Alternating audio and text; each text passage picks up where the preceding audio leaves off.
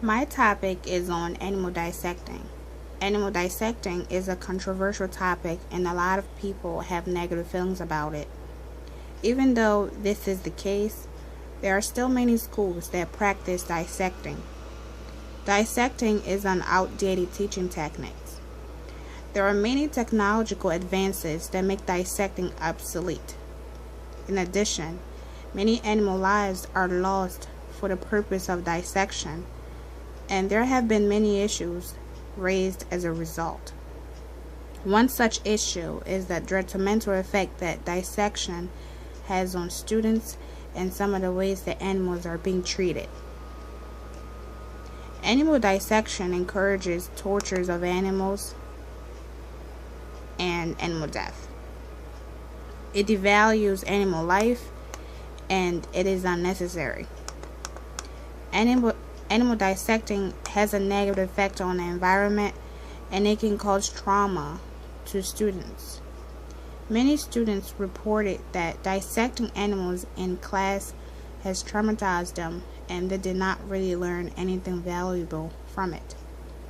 Dissecting animals is a waste of money, and it is not an effective way of teaching students about animal parts. With advanced technology, animal dissecting is an outdated method with many negative views and impact on people. As a result, it should be banned from all schools. It is very disturbing to see how animals are treated before being dissected. The cruelty procedures that they endure before and after being killed is very disturbing. Some of the procedures include drowning animals while they are still alive and mummifying them.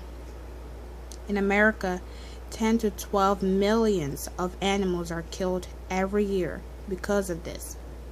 Some of the most commonly dissected animals are frogs, turtles, sharks, grasshoppers, crayfish, and starfish.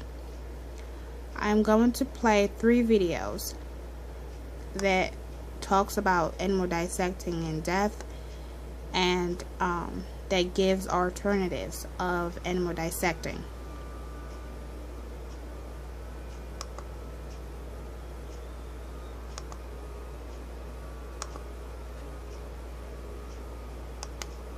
Every year, more than 10 million animals are killed for classroom dissection, even though modern alternatives exist. 7 reasons to cut out dissection. Because animals aren't ours to use. Frogs, cats, pigs, rats, and other animals feel pain, suffer, and want to live. Just like any other animal. Would you dissect her? Because you know this is wrong. Fetal pigs are cut from the wombs of their mothers, who have been killed in slaughterhouses. Before ending up on your dissection tray, frogs are forced to live in filthy, cramped conditions. Homeless cats, some of whom are people's lost animal companions, are bought from local shelters for dissection. Whose best friend are you dissecting? Because it's bad for the environment. Frogs are often taken from the wild, which disrupts local ecosystems. Animals are often embalmed using formaldehyde, a toxic chemical that causes cancer and pollutes the earth. Because violence doesn't belong in the classroom. In 2009, a Miami, Florida student was charged with torturing and killing 19 cats. He had recently dissected a cat at school. Dissection teaches students that animals are nothing but classroom tools, like paper and pencils, to be used and thrown away. They're not. Because there are better ways to learn. It's very simple. It doesn't make sense to use dead animals to teach a lesson about life, especially when there are hundreds of non-animal alternatives available. Students who use humane alternatives do as well as, if not better than, those who dissect. Because humane alternatives save schools money. The math is easy.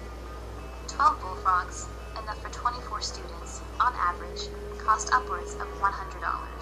Humane alternatives can be reused for years, pay for themselves within 1 year, and are often available for free. Because you don't have to. Just say no. Many states, schools, and teachers give you the right not to dissect.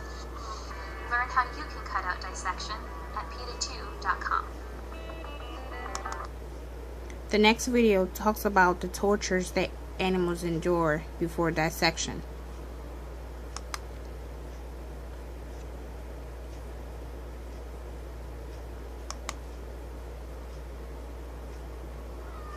One facility, owned by the Wise family in North Carolina, supplies cats to Ward's Biology. Cats sold to biological supply companies live in small, dirty cages with 3 to 6 other cats. Some cats die from these conditions. They are often deprived of food and water, and many cats fight one another because of stress. If they survive their stay here, things get worse.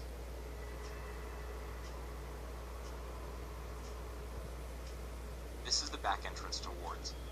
The black box on the left is the gas chamber. Although Ward's reports only dead cats to federal inspectors, here dealer John Wise and a young boy unload live cats onto the dock and force them into smaller cages to be gassed. Dead ones who are too battered even to be used for dissection are tossed aside. Inside Ward's, cats' corpses are strewn about in filthy conditions.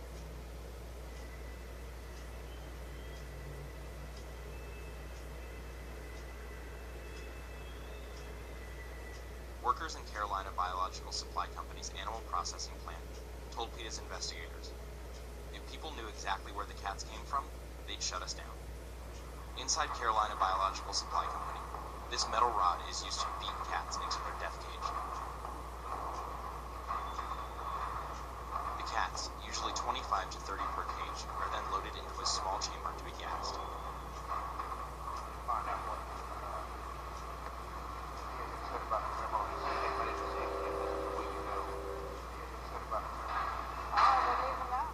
Afterward, the gassed cats are dumped onto the floor and loaded into wheelbarrows to be taken to the formaldehyde station.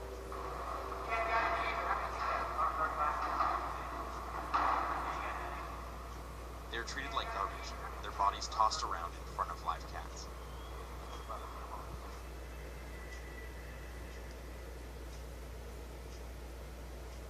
In a back room, cats are already being processed. Stretched out on wooden boards, the cats are hooked up to tubes and slowly filled with a formaldehyde solution. Many cats are still alive during this extremely painful process. Watch closely as cats struggle while the formaldehyde enters their bodies.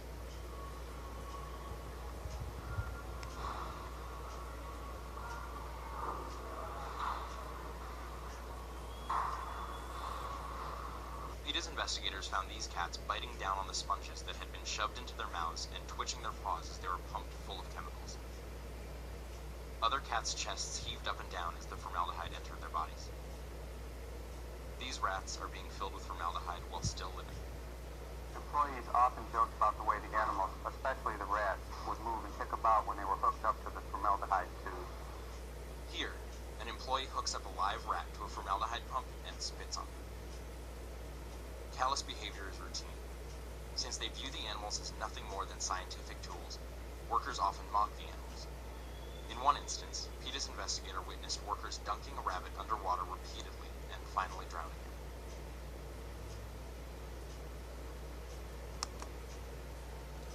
him. Next, I'm going to play a video that talks about the alternatives of animal dissecting.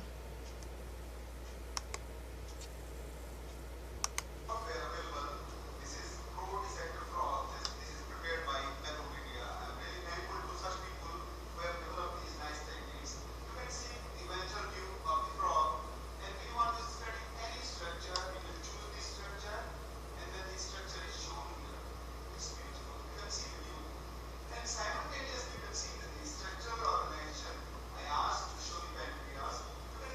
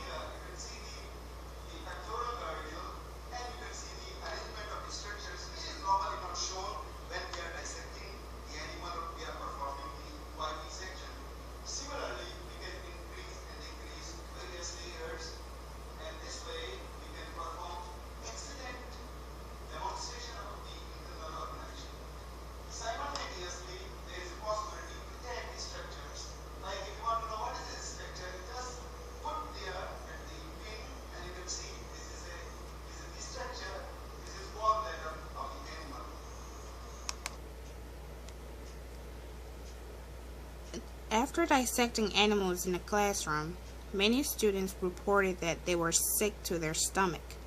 They wanted to skip class, and as the years went by, the students reported that they were still traumatized by it.